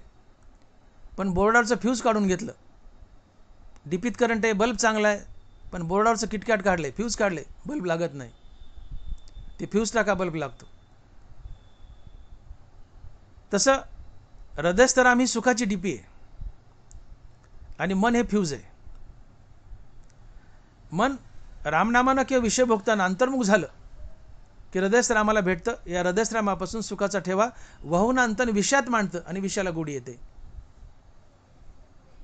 आणि म्हणून विषय सुखरूप वाटतात. विषय हे मूळचे सुखरूप नसतात. विषयी सुख आहे बोलण्याची सारिके नव्हे, तरी विद्युत स्फुरणे कान पाहे जगा माझी. विषयात सुख नसतंच. आम्ही विषयात सुख शोधतो, विषयात सुख नसतं. सुख हरिनामात शोधा. देव आपलासा करून घ्या, अर्थात मुखानं देवाचं नाव घ्या, तुम्हाला सुख मिळेल. आणि म्हणून तुकोबारा म्हणतात की आपला तो एक देव करून घ्यावा, तिने विन जीवा सुख नव्हे. इच्छा मारा. रामनामाने इच्छा मारतात. इच्छा मेल्या की मन हृदयाच्या डोहात जाऊन बुडतं. हो, हृदयश्रामाशी एकरूप होतं, ते स्थिरावतं आणि स्थिरावणं हेच सुख असतं. आशा इच्छा ह्या दुःखाला कारणीभूत असतात. आणि मग ज्ञानोबा म्हणतात की आशा जैशी दुःखाते व्याली निंदा दुरीते. निंदा पापाला जन्म देते, आशा दुःखाला जन्म देते. म्हणून भरतराज महाराजाचं एक शल्य आहे. 7 शल्य आहेत, पण त्यातलं एक शल्य आहे की धनवानाला धनाचा लोभ असतो. मनुष्य जेवढा धनवान तेवढा तो धनाचा लोभी असतो, तितका तो हलकट असतो. आता बघा तुम्ही, तुमच्या तुलनेत आम्ही डॉक्टर लोक थोडेसे, फार नाही पण थोडेसे धनवान असतो. एखादा पेशंट आला, त्या पेशंटच्या तुलनेत डॉक्टर थोडा धनवान असतो. रस्त्यात कधी त्या पेशंटची आणि डॉक्टरची भविष्यात भेट झाली तर तो डॉक्टर त्या पेशंटला कधी म्हणणार नाही चला चहा पिऊ. ते पेशंट गरीब असते पण म्हणतं डॉक्टर साहेब चला चहा पिऊ, चला चहा पिऊ. डॉक्टरच्या हाताला धरतंय, हॉटेलमध्ये नेत आहे. हॉटेलमध्ये गेलं तर डॉक्टर किंवा तो धनवान माणूस, डॉक्टर्स का कोणी धनवान घ्या, तो धनवान माणूस तो डॉक्टर अशी जागा धरतो कोपऱ्यात, बाकड्याच्या खाली घुसून बसतो की लवकर बाहेर निघता येऊ नये. का लवकर निघलं तर काउंटरला जाऊन बिल द्यावं लागेल. का धनवानाला धनाचा लोभ आहे, धनवान हलकट आहे, त्या बाकड्याखाली घुसून बसतो. ते पेशंट गरीब माणूस चहाची ऑर्डर देत आहे, कब्बर चहा पाचत आहे, काउंटरला जाते पळत, बिल देत आहे, बाहेर टपरीवर 10-20 रुपयाचं पान खाऊ घालतं आहे आणि पुन्हा जाताना म्हणते राम राम डॉक्टर साहेब या, ओळख ठेवा. गरिबानं चहा पाजला, पेशंटनं चहा पाजला, धनवान किंवा डॉक्टर चहा पाजत नाही. धनवानाला धनाचा लोभ असतो. मनुष्य जितका जितका धनवान तितका धनाचा लोभी, आणि जितका धनाचा लोभी तितक्या त्याच्या आशा आणि इच्छा बलवान असतात. आणि जितक्या आशा आणि इच्छा बलवान तितकं मन आशेच्या इच्छेच्या मागे धावतं, हृदयस्थ रामापासून तुटतं. आणि हृदयस्थ रामापासून तुटल्यामुळं ते बेचैन होतं, तडपतं, अस्थिर होतं. ही मनाची बेचैनी, अस्थिरता, तडप हेच दुःख असतं. मनाची अस्थिरता हेच दुःख असतं. आशेने इच्छेने काय केलं, मनाला रामापासून तोडलं, हृदयस्थ रामापासून. अर्थात या इच्छा या आशा मनाला आपल्यासोबत बहिर्मुख घेऊन गेल्या. हृदयस्थ रामापासून मन तोडलं, बाहेर आपल्यासोबत इच्छा घेऊन गेल्या मनाला, आणि मन हृदयस्थ रामापासून बाहेर धावलं की तडपतं, बेचैन, अस्थिर. अस्थिरता हे दुःख आहे. आशा इच्छा दुःखाला कारणीभूत असतात. आशा इच्छा मारा, सुखी व्हाल. आणि म्हणून धनवान जो असतो तो सर्वात जास्त दुःखी असतो. धनवान जो असतो तो सर्वात जास्त दुःखी असतो आणि सर्वात जास्त भिकारी असतो. माझं वाक्य नीट आहे का? धनवान हा सर्वात जास्त भिकारी असतो आणि धनवान सर्वात जास्त दुःखी असतो. तुम्ही म्हणाल डॉक्टर साहेब आम्हाला तुमचं विधान काही पटत नाही, धनवान आणि भिकारी आणि धनवान आणि दुःखी. हो बघा, धनवान दुःखी असतो, कारण धनवानाला धनाचा लोभ असतो. भरतरी महाराज शल्य, धनवानाला धनाचा लोभ असतो. जेवढा धनाचा लोभ तितकी आशा बलवान, इच्छा बलवान. जितकी आशा इच्छा बलवान तितकं मन या आशेच्या इच्छेच्या पाठीमागे धावेल. मन आणि हृदयस्राम यांची ताटातूट होईल. मन आणि हृदयस्राम यांची ताटातूट झाली की मन बेचैन, अस्थिर. मनाची बेचैनी, अस्थिरता हेच दुःख आहे. मग धनवान दुःखी झाला का नाही? धनवानाला धनाचा लोभ आहे, त्याच्या आशा इच्छा बलवान आहेत. या आशा इच्छेने काय केलं, मनाची बहिर्मुखता, बेचैनी, अस्थिरता. अस्थिरता हेच दुःख. धनवान दुःखी आहे पटलं, धनवान भिकारी असतो. तुमच्या नजरेत भिकाऱ्याची व्याख्या काय? तुम्ही भिकारी कुणाला म्हणता? रस्त्यावर टंबराळ घेऊन भीक मागतो, अल्लाह के नाम से दे, भगवान के नाम से दे, तो भिकारी असतो का? नाही. रस्त्यावर भीक मागतो तो भिकारी नसतो. नाथ महाराज भागवतामध्ये भिकारीची व्याख्या सांगतायत. महाराज लिहित आहेत, ऐके दरिद्राचे लक्षण, गाठी असता कोटी धन, ज्याचे संतुष्ट नाही मन, परम दरिद्र जाणत होत. पुन्हा ऐकाववी, ऐके दरिद्राचे लक्षण, गाठी असता कोटी धन, ज्याचे संतुष्ट नाही मन, परम दरिद्र जाणतो. घडगांची संपत्ती कोट्यावधी रुपये जवळ आहेत, पण कोट्यावधी रुपये असूनही ज्याच्या मनाला समाधान नाही, अजून मिळावंच वाटतं, ते भिकारी असते. रस्त्यावर भीक मागतं ते भिकारी नाही आहे. घडगांची संपत्ती आहे, कोट्यावधी रुपये जवळ आहेत, पण कोट्यावधी असूनही मनाला समाधान नाही, अजून पैसा मिळावाच वाटतो, तो भिकारी असतो. ऐके दरिद्राचे लक्षण, गाठी असता कोटी धन, ज्याचे संतुष्ट नाही मन, परम दरिद्र जाणतो. तो भिकारी असतो. नाथ महाराज म्हणतात तो भिकारी असतो की ज्याच्याजवळ गडगंज संपत्ती कोट्यावधी रुपये आहेत, पण ज्याचं मन भरलं नाही, समाधान नाही, अजून मिळावंच वाटतं, असूनही मिळावंच वाटतं, तो भिकारी असतो. रस्त्यावर भीक मागतो तो भिकारी नसतो. आणि म्हणून धनवान भिकारी असतो. का धनवानाच्या आशा बलवान असतात, मिळावंच वाटते. धनवानाच्या आशा बलवान आहेत, आशाने मन हृदयश्रमापासून तोडलं, बेचैन अस्थिरता हेच दुःख. आणि धनवानापाशी गडगंज संपत्ती, पण असूनही मिळावंच वाटतंय, आणि असूनही ज्याला मिळावंच वाटतं ते भिकारी. आणि म्हणून मी विधान केलं की धनवान भिकारी असतो आणि सर्वात दुःखी असतो. धनवान सर्वात दुःखी असतो आणि धनवान भिकारी असतो. एकदा एक राजा शिकारीला जंगलात गेला आणि जात असताना त्याला एका झाडाखाली एक साधू तपश्चर्या करताना दिसला. त्या राजाची नजर पडली त्या साधूवर. राजाने रथ थांबवला, रथातून खाली उतरला आणि साधूकडे गेला, दर्शन घेतलं साधूचं. आणि साधूला राजा विनवणी करू लागला की साधू महाराज, एक दिवस माझ्या राजवाड्यात या, तुमचे पाय लावून माझ्या राजवाड्याला पुनीत करा. आता तो राजाच, त्यामुळे साधूला वाटलं ठीक आहे, मोठा माणूस आहे, येतो म्हणले मी, पण उद्या येईल म्हणले, आज नाही, सकाळी 6 वाजता येईल म्हणले, लवकर. राजा म्हणला ठीक आहे. सकाळचे 6 वाजले, साधू बरोबर राजवाड्यात 6 वाजता हजर झाला. त्यावेळेस साधू स्नान करून देवघरात देवपूजा करत होता. साधूने सांगितलं की राजाने मला बोलवले, शिपाईने सोडलं. साधू आत गेला, राजाची देवपूजा चालू होती. साधू जाऊन राजाच्या बाजूला बसला. साधू पटकन उठला, राजा पटकन उठला साधूला पाहिल्यावर. साधू म्हणला, राजासाहेब उठू नका, बसा म्हणले, तुमची पूजा चालू ठेवा. साधू गेलाय, साधूला पण राजा उठलाय, पण साधू म्हणतो, राजासाहेब बसा, उठू नका, बसा, तुमची पूजा चालू द्या, मी बसतो थोडा वेळ. साधू बसलाय, राजाची पूजा चालू आहे. राजा देवाला म्हणतो, देवा, महाराष्ट्र माझा आहे, आता गुजरात माझा होऊ दे. देवा, मध्य प्रदेश माझा होऊ दे. देवा, उत्तर प्रदेश माझा होऊ दे. राजा हिमालयापर्यंत पोहोचला. जम्मू काश्मीर माझा होऊ दे. राजा दक्षिणेमध्ये शिरला. राजा म्हणतो, देवा, कर्नाटक मला दे. देवा, तामिळनाडू मला दे. राजा कन्याकुमारीपर्यंत गेला. आंध्र मला दे. राजाने हळूहळू सगळा भारत देवापाशी मागितला. राजा मागत होता, साधू ऐकत होता. साधू उठला आणि परत निघाला. तेवढ्यात राजाने देवपूजा सोडली आणि साधूच्या मागं पळाला. म्हणले, साधू महाराज, असं विनमुख जाऊ नका, माझ्या दरबारातून विनमुख गेलेलं मला आवडत नाही, काहीतरी घेऊन जा. साधू म्हणतो, राजा, एक भिकारी दुसऱ्या भिकाऱ्याला काय देणार? एक भिकारी दुसऱ्या भिकाऱ्याला काय देणार? राजाला राग आला. म्हणले, साधू महाराज, तुमच्या जिभेला काय हाड? मी एवढा मोठा राजा आणि मला भिकारी म्हणता?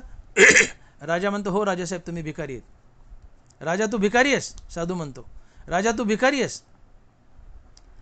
अरे, देवापुढं मागितलं काय, माणसापुढं मागितलं काय? देवापुढं मागितलं काय, माणसापुढं मागितलं काय? जो मागतो तो भिकारीच. राजा, तू भिकारी आहेस. राजा, तुझ्यापाशी पूर्ण महाराष्ट्र आहे, तरी तुझं पोट भरलं नाही. महाराज जवळ असूनही तू अख्खा भारत देवापाशी मागितलास. राजा, तू भिकारी आहेस. भिकारी कुणाला म्हणायचं? महाराज जवळ आहे तरी तुझं पोट भरलं नाही, तू अख्खा भारत देवापाशी मागितलास. राजा, तू भिकारी आहेस. ज्याच्यापाशी कोट्यावधी रुपये आहेत, कोट्यावधी असूनही समाधान नाही आहे, अजून देवाला मागतोयस, तू भिकारी आहे. महाराज जवळ आहे तरी भारत मागतोय, तू भिकारी आहे. राजा, तू भिकारी आहेस. तुझ्याजवळ गडगंज आहे, पण गडगंज असूनही तुला समाधान नाही आहे, अजून तुझं मन भरलं नाही, अजून मिळावंच वाटतंय, तो भिकारी असतो. राजा, तू भिकारी आहेस. ऐके दरिद्राचे लक्षण, गाठी असता कोटी धन, ज्याचे संतुष्ट नाही मन, परम दरिद्र जाणतो. कोट्यावधी रुपये जवळ आहेत, पण अजून मनाला समाधान नाही, मिळावंच वाटतंय, मिळावंच वाटतंय, असूनही मिळावं वाटतं, तो भिकारी असतो. राजा तुझ्यापाशी भरपूर आहे, महाराष्ट्र आहे, पण असूनही भारत मिळावा वाटतो. महाराष्ट्र जवळ आहे पण अजून भारत मिळावा वाटतो, असूनही मिळावं वाटतं. राजा तू भिकारी आहेस.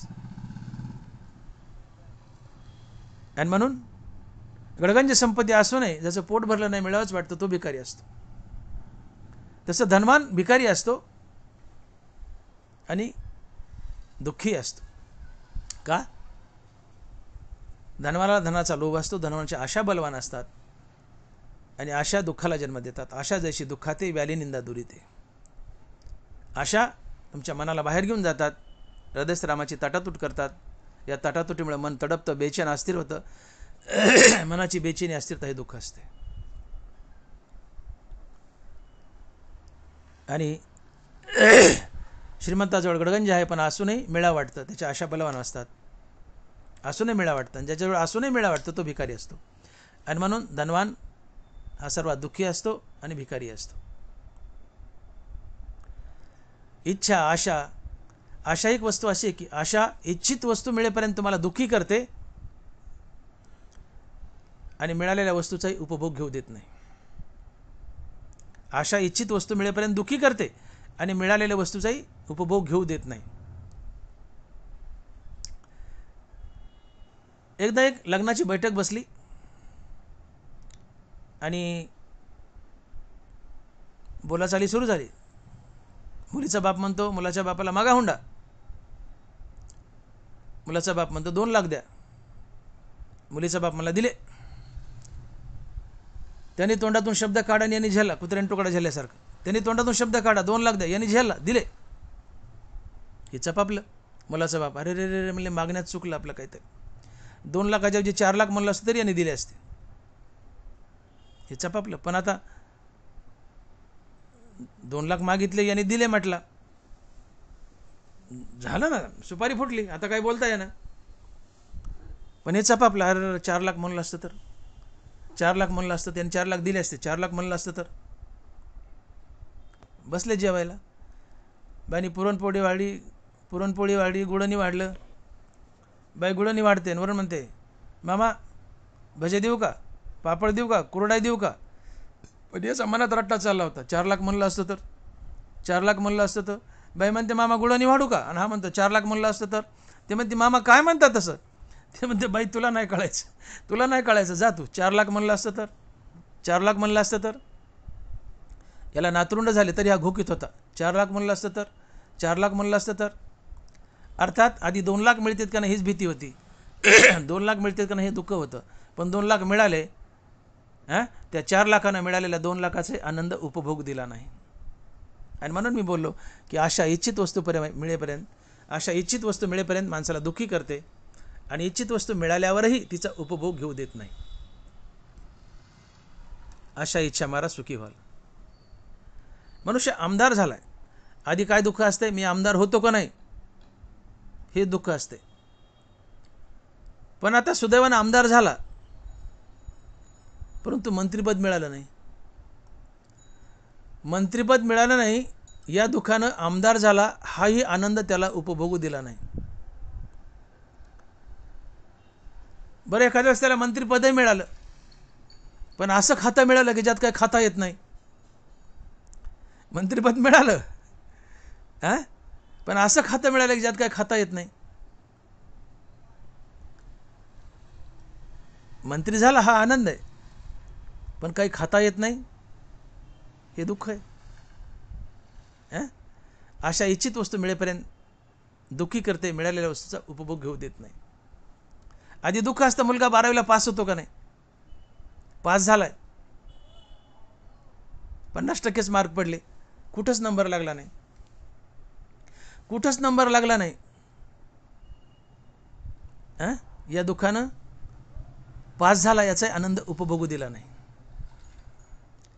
आणि म्हणून मी बोललो की आशा इच्छित वस्तू मिळेपर्यंत तुम्हाला दुःखी करते आणि इच्छित वस्तू मिळाल्यावरही तिचा उपभोग घेऊ देत नाही. आशा इच्छित वस्तू मिळेपर्यंत दुःखी करते आणि इच्छित वस्तू मिळाल्यावरही तिचा उपभोग घेऊ देत नाही. याचा अर्थ आशा ही सदैव दुःखाला जन्म देते. आणि म्हणून दानवारा लिहितात की आशा जैशी दुःखाते व्याली निंदा दुरिते. निंदा पापाला ना आशा ही दुःखाला जन्म देते. हो, आशा दुःखाला जन्म देते. एखाद्या वस्तूची आशा मनात आली तर ती मिळेपर्यंत दुःख असतं, पण मिळाल्यावरही आशा त्या वस्तूचा उपभोग घेऊ देत नाही. का? त्याच्याहून अधिक मिळावं, अधिक मिळावं, अशा आशा बलवान असतात. इच्छेला तळ नसतो. इच्छा अगणित असतात. इच्छा आशा मारा सुखी व्हाल. आणि रामनामानं इच्छा आशा मरतात. रामनाम घ्या, आशा मरतील, इच्छा मरतील, सुखी व्हाल. आणि रामनाम घेणं म्हणजे देव आपला करून घेणं, सुखी व्हाल. आणि मग तुकोबाराय म्हणतात की आपला तो एक देव करून घ्यावा, तेने विन जीवा सुकून होय. म्हणून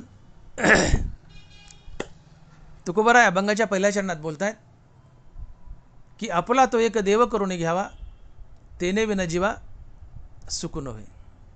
या जगाचा एकमात्र देव आहे भगवान श्रीकृष्ण, अर्थात पांडुरंग परमात्मा. तो पांडुरंग आपलासा करून घ्या. पांडुरंग आपलासा करून घ्या म्हणजे मुखानं पांडुरंगाचं नित्य नाम घ्या. मुखानं पांडुरंगाचं नित्य नाम घेणं म्हणजेच पांडुरंग आपलासा करून घेणं. मग मुखानं नित्य नाम घेतलं की तुम्हाला सुखाची प्राप्ती होईल. कशी होईल? तर पांडुरंगाचं नित्य नाम घेतल्यानं या नामामुळे तुमच्या मनाची अंतर्मुक्ता साधेल.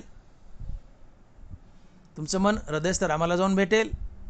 मन आणि हृदयस्थ राम यांच्या भेटीतून मनाला स्थिरता लाभेल. आणि मनाच्या स्थिरतेतून येणारा अनुभव हे सुख असतं. सुख मिळालं तुम्हाला पांडुरंगाच्या नावानं, एक गोष्ट. आणि पांडुरंगाच्या नावानं तुमच्या इच्छा आशा मरतील की ज्या इच्छा तुमच्या मनाला बहिर्मुख घेऊन पळतायत, हृदयस्थ रामापासून तोडतायत. इच्छेच्या मागं मन धावतं. इच्छा मनाला आपल्यासोबत घेऊन बाहेर पळते, मनाला बहिर्मुख करते, हृदयस्थ रामापासून तोडते. आणि मन हृदयस्थ रामापासून तुटलं की ते बेचैन अस्थिर होतं. मनाची बेचैनी अस्थिरता हे दुःख असते. मग रामनाम घ्या ना. रामनामानं इच्छा मरतील. इच्छा मेल्या, आता बहिर्मुख धावणार नाही, मन अंतर्मुख राहील, ते सुखी होईल. आणि रामनामानं ते अंतर्मुख झाले, हृदयस्थ रामाला जाऊन भेटले. मन आणि हृदयस्थ राम यांच्या भेटीतून मनाला स्थिरता लाभली. मनाची स्थिरता हे सुख असते. अशा प्रकारे रामनामानं दुहेरी सुख मिळतं. रामनामानं इच्छा मेल्या म्हणून सुख मिळालं, रामनामानं अंतर्मुक्ता साधली म्हणून सुख मिळालं. आणि म्हणून रामनाम घ्या. रामनाम घेणं म्हणजे देव आपलासा करून घेणं, अर्थात देव आपलासा करून घ्या. याचाच अर्थ रामनाम घ्या, तुम्हाला सुख मिळेल. आणि म्हणून तुकोबाराय म्हणतात की या विश्वाचा एकमात्र देव पांडुरंग आहे, श्रीकृष्ण आहे. त्याला आपलंसं करून घ्या. आणि या पांडुरंगाला, श्रीकृष्णाला आपलंसं करून घेणं म्हणजे त्याचं मुखानं नित्य नाम घेणं. त्याचं मुखानं नित्य नाम घेतलं की तुम्ही सुखी व्हाल. आणि म्हणून महाराज म्हणतात की आपला तो एक देव करून घ्यावा, तेने विन जीवा सुकून होय. मग एक गोष्ट समजून घ्या की जगतात फक्त पांडुरंगाने पांडुरंगाचं नाव सुखरूप आहे, उरलेलं जगत दुःखरूप आहे. म्हणून जगतातले कितीही माईक पदार्थ तुम्ही गोळा केले ते तुमच्या दुःखालाच कारणीभूत ठरतील. ते तुम्हाला सुख देणार नाहीत. मुद्दा लक्षात घ्या. जगतात एक तर पांडुरंग आणि पांडुरंगाचं नाव सुखरूप आहे. फक्त पांडुरंग आणि पांडुरंगाचं नाव सुखरूप आहे, उरलेलं जगत दुःखरूप आहे. मग जगतातले सगळे पदार्थ दुःखरूप आहेत. मग हे जगतातले किती पदार्थ गोळा केले तर ते दुःखालाच कारणीभूत ठरतील, ते सुख देणार नाहीत. आणि म्हणून सुख हवंय तर देव आपला करा, अर्थात मुखानं देवाचं नाव घ्या, तुम्हाला सुख लाभेल. आणि देवाचं नाव सोडून तुम्ही या माईक पदार्थानं जर सुखी होण्याचा प्रयत्न केला तर ते तुम्हाला दुःखालाच कारणीभूत ठरतील. हे अभंगाच्या दुसऱ्या चरणात. आणि महाराज लिहित आहेत, एरती माईके दुःखाची जनती नाही आदी अंती अवसानी. एरती माईके दुःखाची जनती नाही आदी अंती अवसानी. फक्त आणि फक्त हरिनाम सुखरूप आहे. हरिनाम घ्या, सुखी व्हाल. हरिनामाने इच्छा मरतील, हरिनामाने मनाची अंतर्मुक्ता साधेल. दोन्ही प्रक्रियेने तुम्ही सुखी व्हाल. पण हरिनाम सोडून इतर संसारिक वस्तूंनी तुम्ही सुखी होण्याचा प्रयत्न केला तर त्या तुम्हाला सुख तर देणार नाहीत, उलट दुःखाला कारणीभूत ठरतील. का? तर माईक पदार्थ नश्वर आहेत. आणि या माईक पदार्थाचा, या संसारी वस्तूचा तुम्ही जर संग्रह केला या संसारी वस्तू म्हणजे माईक पदार्थ. या माईक पदार्थाचा तुम्ही जर संग्रह केला तर पहिली गोष्ट यांच्या रक्षणाची जिम्मेदारी आणि चिंता तुमच्यावर पडेल. गडगंज पैसा कमावला, गडगंज वस्तू कमावल्यात, पण या वस्तू आणि हा पैसा चोरी जाऊ नये याची चिंता तुम्हाला सतावेल आणि त्या दुःखाला कारणीभूत ठरतील. येरती माईके दुःखाची जनित. एक गोष्ट.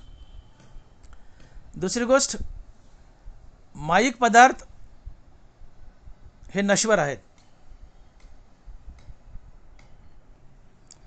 दुसरी गोष्ट, माईक पदार्थ हे नश्वर आहेत आणि माईक पदार्थाचा नाश होऊ नये म्हणून तुम्ही सतत काळजी वाहता, चिंता करता. म्हणून माईक पदार्थ तुमच्या दुःखालाच कारणीभूत ठरतात, ते सुख देत नाहीत. या जगतातील प्रत्येक माईक वस्तू ही नश्वर आहे आणि नश्वर वस्तूचा नाश होऊ नये, या माईक पदार्थाचा नाश होऊ नये म्हणून तुम्ही काळजी वाहता, चिंता करता आणि चिंता हे दुःख असते. म्हणून जगतातील प्रत्येक सुख, माईक वस्तूने दिलेलं सुख हे भीतीने भरलेलं असते, हे दुःख आश्रित सुख असते. जगतातील प्रत्येक माईक पदार्थाने दिलेलं सुख हे भीतीयुक्त सुख असते, दुःख आश्रित सुख असते. त्या सुखात एक भीती लपलेली असते आणि ज्या सुखात भीती लपलेली असते ते भीतीयुक्त सुख एक दुःखच असते. का? तर माईक पदार्थ नश्वर आहेत, त्यांचा नाश होऊ नये म्हणून मनुष्य काळजी वाहतो. मुलगा 12वीला आहे. प्रत्येक बापाला वाटतं माझा मुलगा MBBSला लागावा. आता मुलगा 12वीला आहे, MBBSला लागतो का नाही ही भीती. सुदैवानं लागला. आता पास होतो का नाही रेग्युलर ही भीती. पास झाला तर उद्या दवाखाना टाकायचा आहे, बँकेचं कर्ज काढायचं आहे, कर्ज काढलं फिटते का नाही भीती. कारण दवाखाना चालतो का नाही भीती, बँकेचं कर्ज फिटते का नाही भीती. बरं उद्या दवाखाना चालला तर त्याचं लग्न होतं का नाही भीती.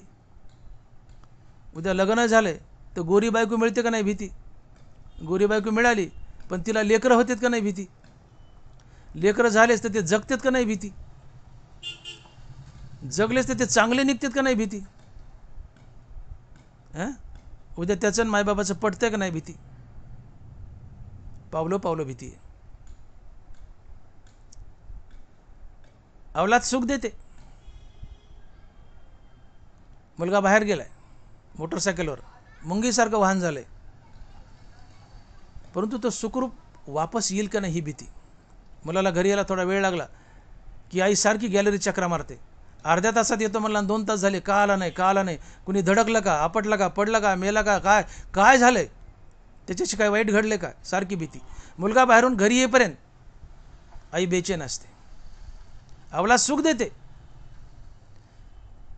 पण अवलादी माईक पदार्थाची बनलेली आहे आणि माईक पदार्थ नश्वर असतात आणि म्हणून अवलादीचा या माईक पदार्थाचा नाश होऊ नये म्हणून मनुष्य सारखी काळजी वाहतो, भीती वाहतो आणि या सुखामध्ये एक भीती लपलेली असते आणि भीतीयुक्त सुख हे दुःखच असते. अवलाद सुख देते पण त्या सुखात अवलादीचा नाश होऊ नये ही एक भीती लपलेली असते आणि भीतीयुक्त सुख हे दुःखच असते. आणि म्हणून तुकोबारा म्हणतात की एरती माईके दुःखाची जनती. या विश्वातील प्रत्येक माईक पदार्थ, मायेने बनवलेला पदार्थ, संसारातला प्रत्येक पदार्थ म्हणजे माईक पदार्थ, आणि हा माईक पदार्थ नश्वर असतो. आणि या नश्वर पदार्थ तुम्हाला सुख देतात, तात्पुरतं होत नाही, पण या नश्वर पदार्थाचा नाश होऊ नये, माईक पदार्थाचा नाश होऊ नये म्हणून मनुष्य सारखी काळजी वाहतो, भीती वाहतो. आणि ज्या सुखात भीती लपली आहे हे भीतीयुक्त सुख एक दुःखच असतं.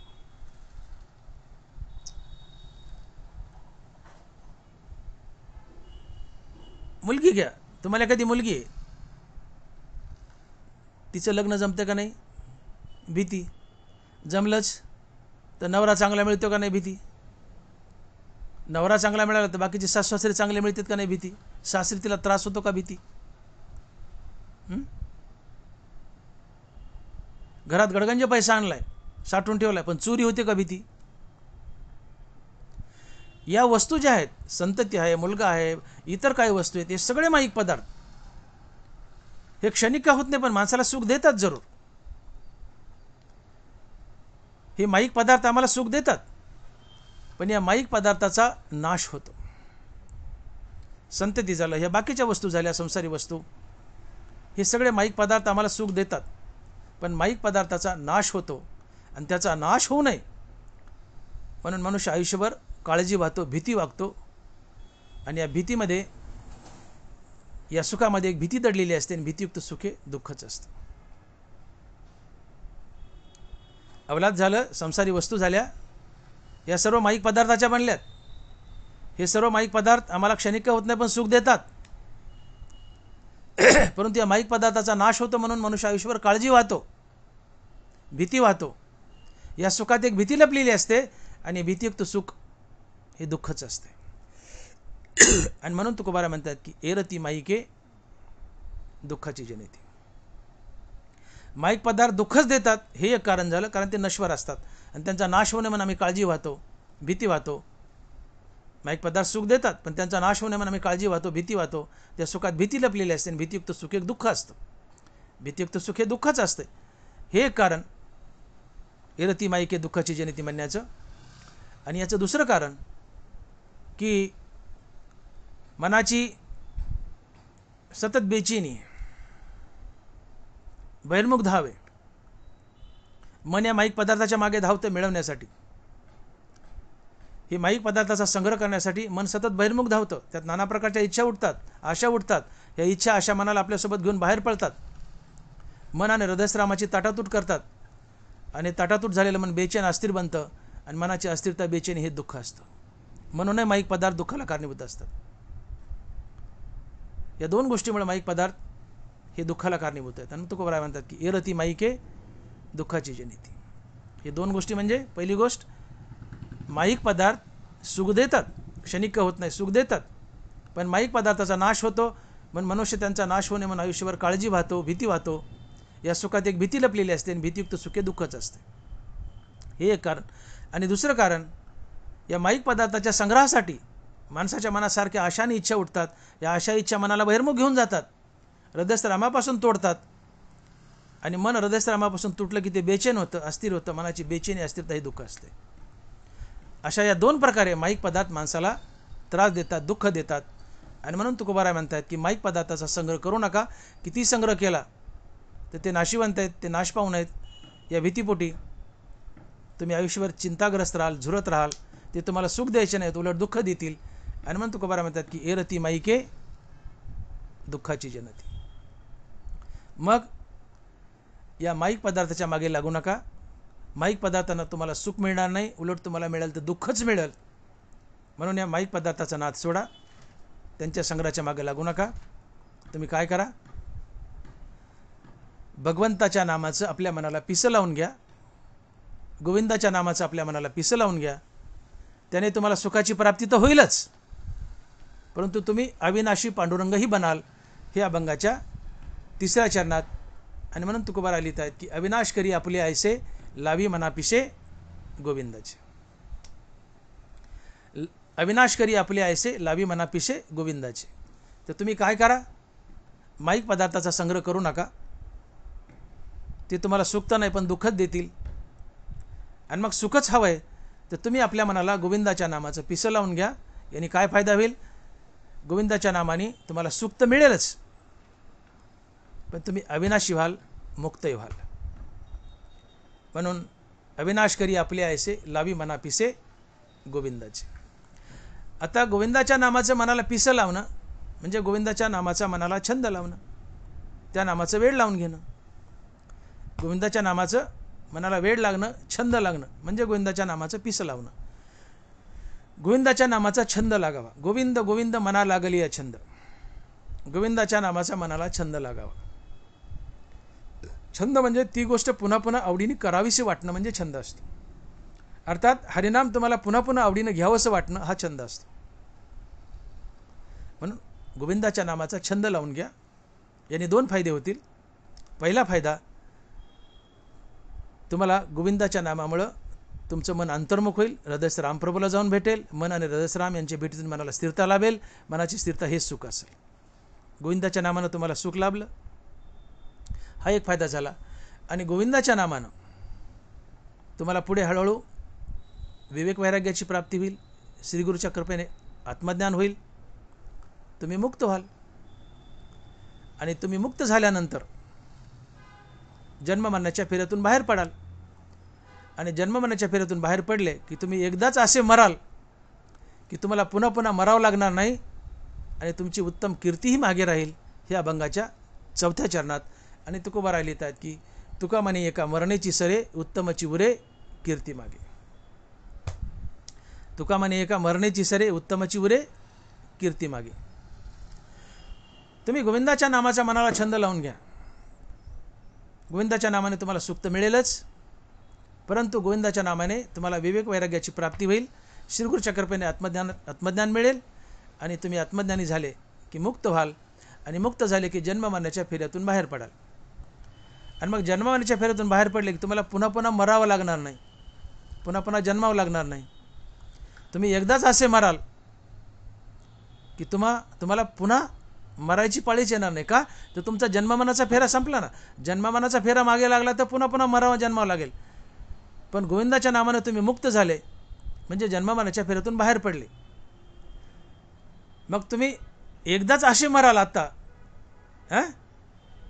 की तुम्हाला पुन्हा जन्मावं लागणार नाही, मरावं लागणार नाही आणि तुमची उत्तम कीर्तीही मागे शिल्लक राहील. आणि म्हणून तुकोबाराय म्हणतात की तुका म्हणे एका मरणेची सरे उत्तमाची उरे कीर्ती मागे. गोविंदाच्या नामानं तुम्हाला सुखही लाभेल आणि उत्तम कीर्तीही लाभेल. कीर्ती ही फक्त संतांना लाभते आणि थोडीफार लाभली तर त्यागी माणसाला लाभते. संसारी मनुष्य पण थोडा त्यागी आहे, परोपकारी आहे, समाजसेवक आहे. अशा त्यागी परोपकारी समाजसेवक माणसालाही थोडीफार कीर्ती लाभते. त्याग असावा, त्यागी माणसाला कीर्ती लाभते. परंतु खरी कीर्ती जी लाभते ती संतांना लाभते. कीर्ती आणि प्रसिद्धी यात एक फरक आहे. कीर्ती संतांना लाभते, प्रसिद्धी श्रीमंत किंवा कलाकार माणसाला लाभते. प्रसिद्धी क्षणिक असते. मनुष्य जिवंत आहे, कलाकार आहे, श्रीमंत आहे. जोपर्यंत श्रीमंत आहे, कलाकार आहे, जिवंत आहे, तो पण प्रसिद्धी लाभते. तो मेल्यानंतर त्याच्यासोबत त्याची प्रसिद्धी संपून जाते. प्रसिद्ध मनुष्य मेला की त्याच्याबरोबर प्रसिद्धी संपून जाते. तसं कीर्तीचं नाही आहे. कीर्ती ही फुटप्रिंट आहे, ठसा आहे. ज्याला कीर्ती लाभली अर्थात संतांना कीर्ती लाभते. ज्याला कीर्ती लाभते तो मनुष्य मेलाय तर कीर्तिरूपाने अजरामर असतो. तो कधीच मरत नाही. चंद्र सूर्य आहे तो पण त्याची कीर्ती या जगामध्ये शिल्लक असते, अजरामर असते. कीर्ती हा ठसा असतो, फुटप्रिंट्स असतात. आणि मग कीर्ती ही फक्त संतांना लाभते. आणि म्हणून तुमचा आमचा जन्म कसा आहे? नाथ महाराज बोलले, एका जनार्दनी असे किती झाले परी हरिनाम सेविले तोची धन्य. नदीला पूर यावून वाहत्या पाण्यावर बोटानं लिहावं. आपलं नाव वाहत्या पाण्यावर बोटानं लिहिलं किती वेळ टिकेल? अहो लिहूस तर पुसल्या जाईल. या जगात आजपर्यंत किती माणसं आले? एका जनार्दनी असे किती झाले? अगणित आकडा आहे. किती आले किती गेले? वाहत्या पाण्यावर नाव लिहावं, क्षणात पुसल्या जावं. तसं त्यांची नावे पुसल्या गेली. त्यांचा कोणी हिशोब ठेवला?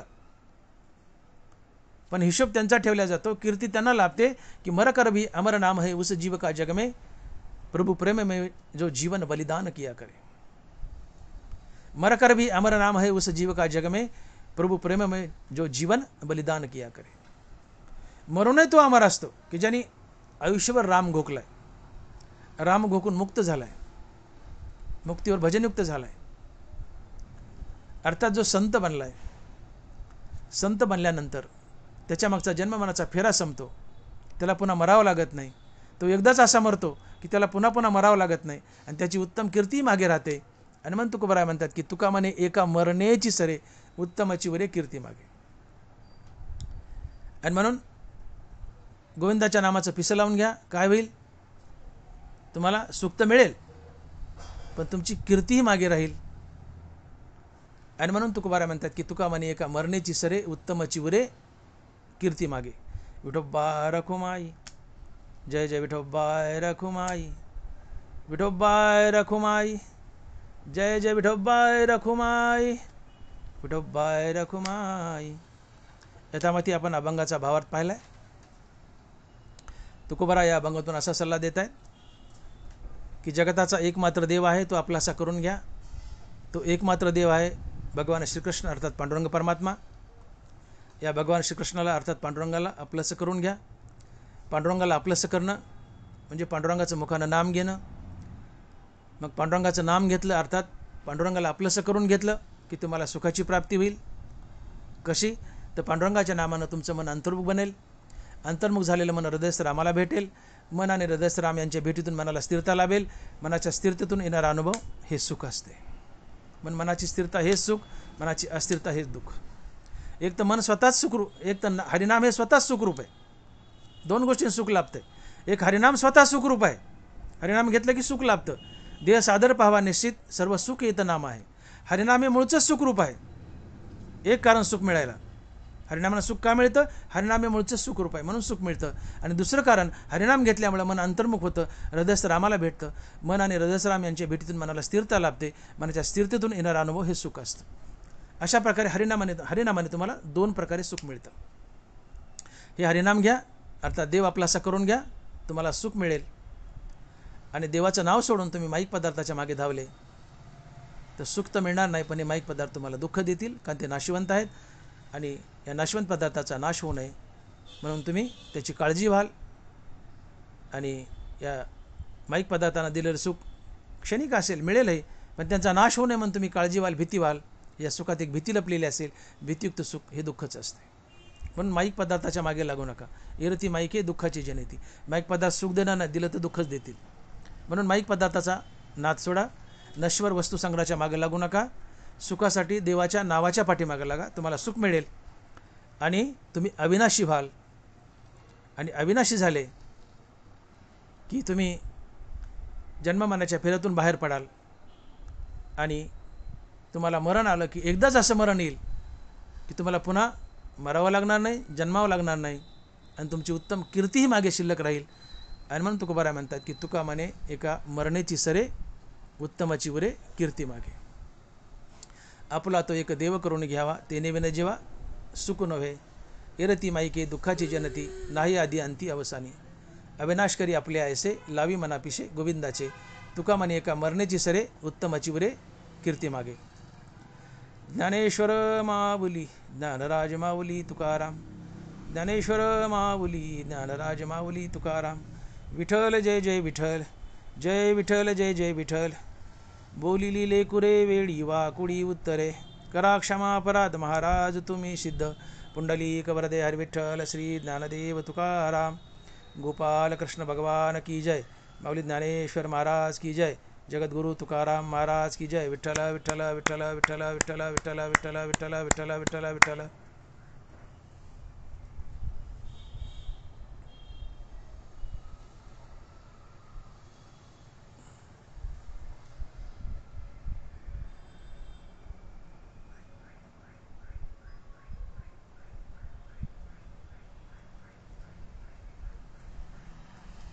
सूर्य उगवलाय, सूर्यापासून सूर्याचं किरण निघतं.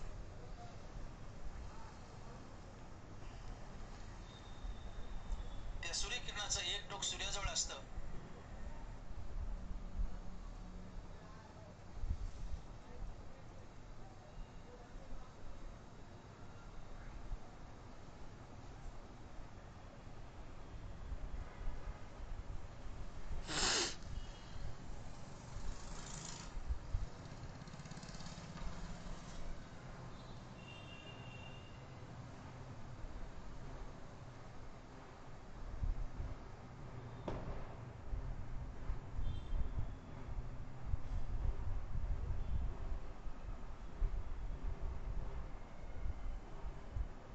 गुड बेटा.